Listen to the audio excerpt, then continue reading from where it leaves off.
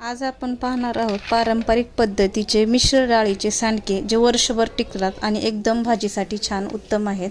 त्याच्यासाठी मी इथं 3 डाळी घेतलेत। हरभऱ्याची डाळ, मुगाची डाळ आणि मटकीची डाळ असं एक एक वाटीप्रमाणे डाळ घेतलेली आहे।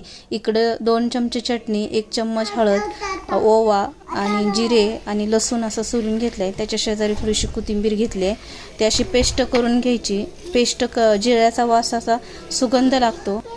मिक्सरमध्ये थोडीशी कोथिंबीर टाकून असं जिऱ्याचा वास सुगंध येतो, त्यातच ओवा पण टाकून द्यायचा आणि एक पेस्ट करून घ्यायची। आणि जे इकडं आपण डाळी धुवून स्वच्छ करून वाळवून घेतल्या होत्या ना, त्याची पण रवाळ असं मिक्सरमध्ये काढून घ्यायचं।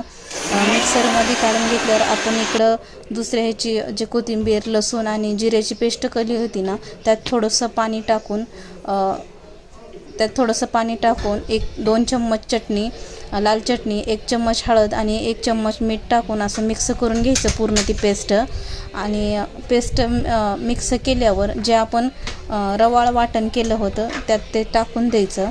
पहिल्यांदा पेस्टच्या ह्याच्यातच तिंबायचं, पूर्ण मिक्स करून घ्यायचं। त्यात जे पेस्ट केली आहे ना त्यातच पहिल्यांदा मिक्स करायचं। मग हळूहळू थोडंसं पाणी टाकून घट्ट असा गोळा बनवायचा आणि 1 तासभर असा भिजू द्यायचा तो गोळा। रवाळ असते म्हणून गोळा हा घट्टच ठेवायचा आणि तासभर भिजवून नंतर त्याचे सांडगे एकसारखे